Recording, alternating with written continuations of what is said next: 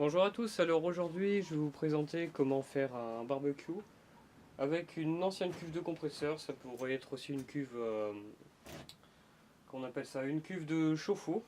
Alors j'avais fait pas mal de vidéos sur la soudure et du coup je me disais que cette réalisation serait bien pour faire l'objet par exemple d'une vidéo. Alors ici donc j'ai ma cuve de compresseur ici. Alors si vous êtes un peu curieux là, que vous voulez voir un peu l'état d'une cuve de compresseur, voilà généralement ce qu'on y retrouve au fond. Donc là j'ai un peu gratté, donc il y a encore assez épais de ferraille. J'ai gratté, il n'y a pas de problème.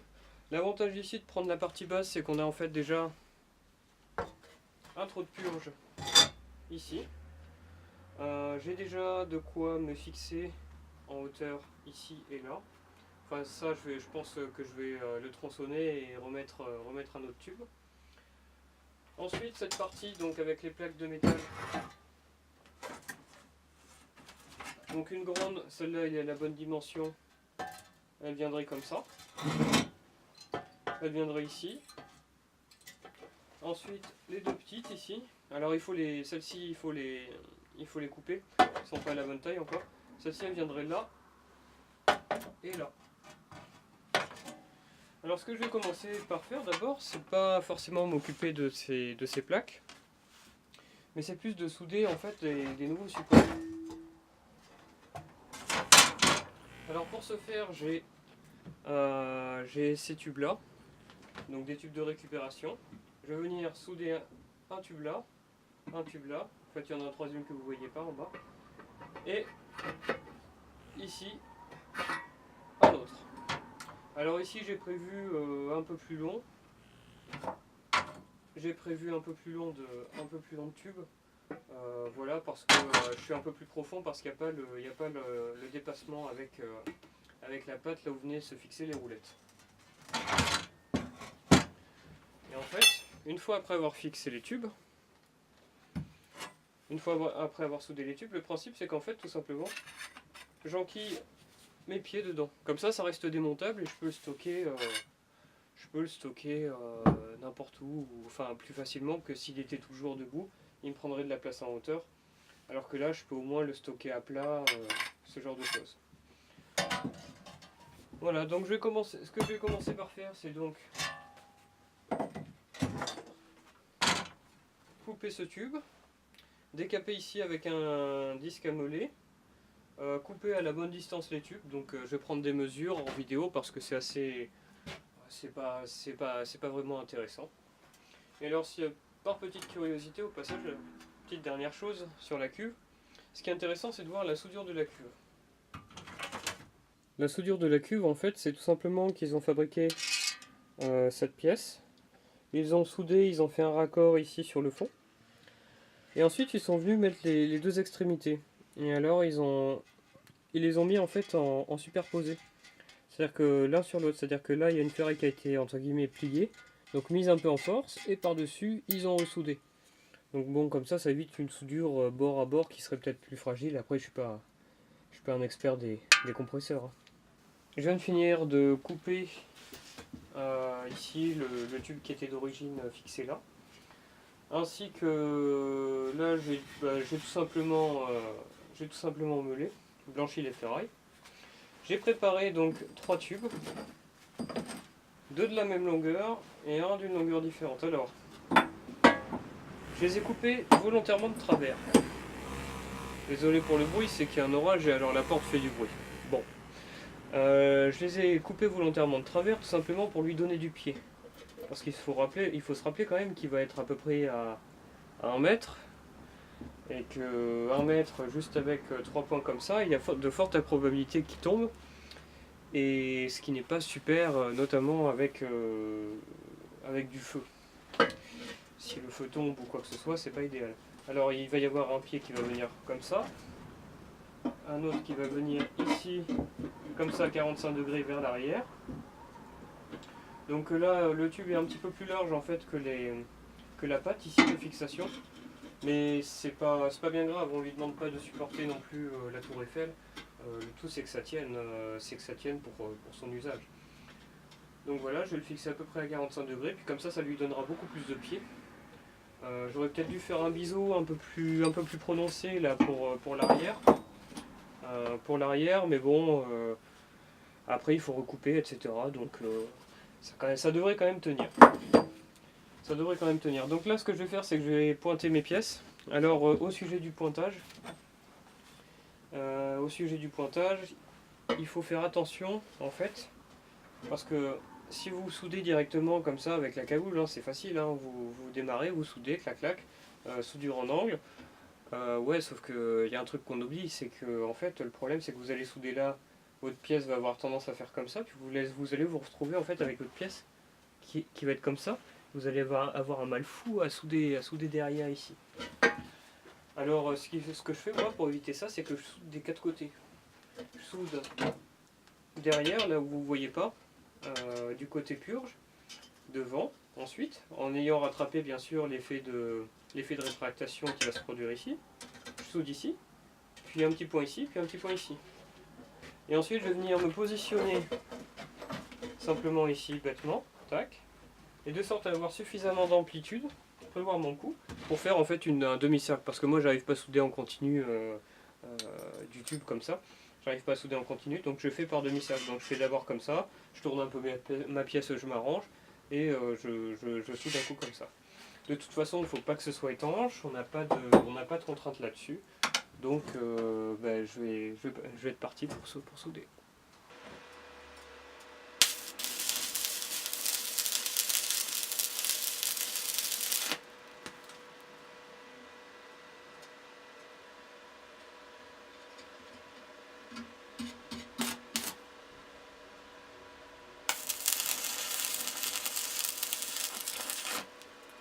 Voilà, alors j'ai fini de pointer. Donc maintenant il va falloir nettoyer pour en fait enlever le laitier. On va pouvoir passer à la soudure. Alors pour virer le laitier, hein, si vous n'avez pas de cagoule automatique, surtout toujours des lunettes parce que quand ça saute dans les yeux, c'est pas très agréable.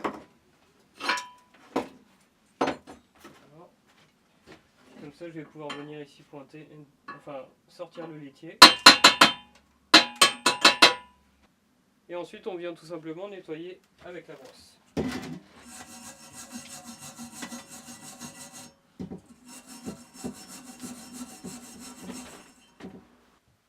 Alors si vous vous demandiez pourquoi j'ai choisi de faire 3 pieds au lieu de 4, ben là voilà la raison. C'est que c'est pas bancal. C'est que c'est bien. Encore là il n'y a pas de pied. Mais alors du coup ça fait que c'est plutôt pratique parce que en fait vous pouvez soit le mettre, je sais pas, sur un parpaing ou quoi que ce soit, ou si vous faites ça en plein air, je sais pas d'ailleurs quelle est la loi à ce sujet là. Mais en fait le principe c'est qu'avec 3 pieds, c'est impossible d'être bancal. Vous pouvez pas avoir le quatrième pied parce que alors là vous êtes parti pour un bon bout de temps, pour caler, ça va jamais, etc. Il faut redonner un coup de meuleuse, vous vous retrouvez en fait à raboter les pieds complètement. Donc du coup après je me chargerai seulement en dernier de faire en fait la longueur des barres. Pour les deux à l'arrière, elles devraient être pas trop mal. Pour celle de devant, il faudra peut-être qu'elle soit un peu plus longue. Normalement c'est bon, mais du coup il va falloir que j'en numérote une pour pas chercher 3 heures, ou plus même en les comparant, ça marche aussi. Enfin voilà. Donc le pointage c'est fait. Maintenant il va falloir passer à la soudure. Alors ici là j'ai pas pointé exactement au même endroit pile poil au niveau du carré. Je suis un petit peu plus par ici sur celui-là, et celui-là je suis un peu plus par là du coup. Mais c'est pas dramatique, hein. C'est pas fait pour être joli, c'est fait pour être fonctionnel après tout. Donc voilà. Voilà leur truc qui peut se produire. Si vous n'avez pas nettoyé justement le fond de cuve, souvent on met de l'huile dans les compresseurs et il y a toujours un peu d'huile au fond des cuves. Et puis du coup ça fume un peu. Bon là c'est pas encore trop dramatique. De toute façon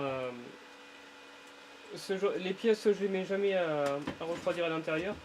C'est pour éviter les risques d'incendie comme ça. toute façon, tant que je suis là, ça craint pas parce que je peux le mettre dehors. En fait, il y a juste la porte qui est juste derrière moi, ça craint pas du tout. Voilà, alors sinon la soudure est terminée. Je vais pouvoir éteindre le poste. Donc bon, bah, ça va, hein, c'est pas non plus de la qualité professionnelle. C'est niveau d'un particulier, que voulez-vous?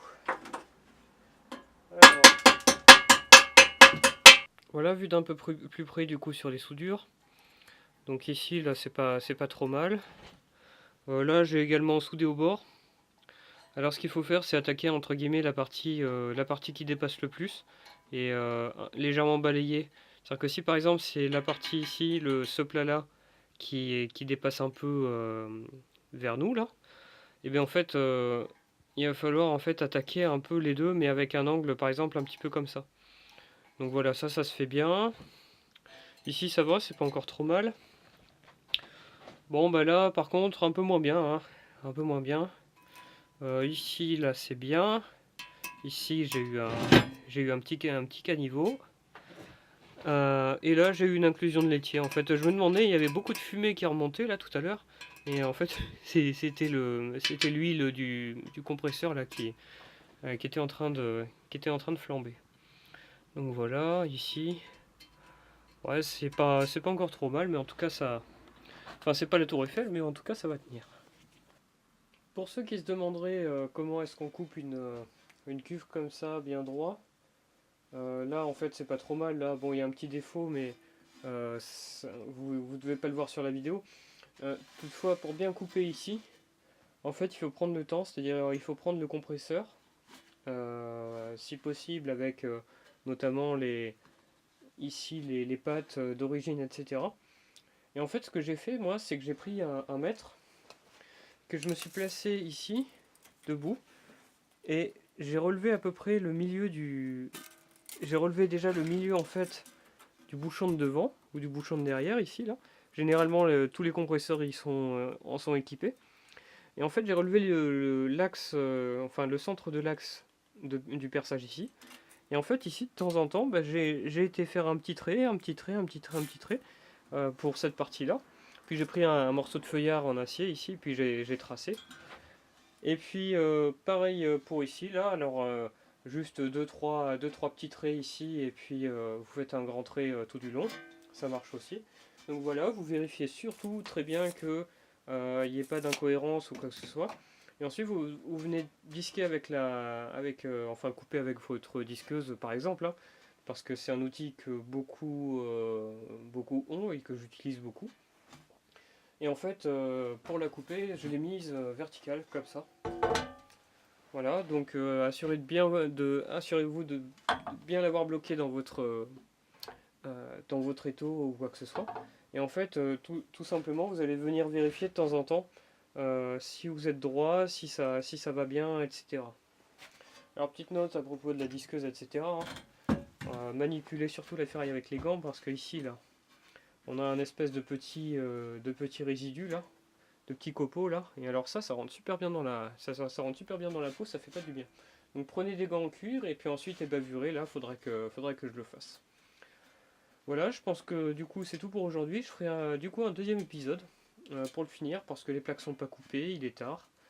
Donc je couperai les plaques en aparté, puis je ferai une deuxième vidéo pour vous présenter ça un peu mieux fini. On attaquera également la partie des tubes. Des tubes qui vont eux aller au sol. Et puis bah, c'est pas très compliqué, on coupera. Je pense qu'il n'y aura même pas besoin de faire de biseau. Malgré que ce soit ici en biseau, c'est pas ça qui devrait leur faire mal au tube. C'est quand même du tube de, je sais pas, peut-être du 30 peut-être du 30 mm. Voilà, avec une épaisseur pareille, ça devrait pas gêner. Voilà, sur ce, je vous remercie d'avoir regardé cette vidéo. Excusez-moi. Je vous remercie d'avoir regardé cette vidéo. Et puis, je vous dis à une prochaine fois.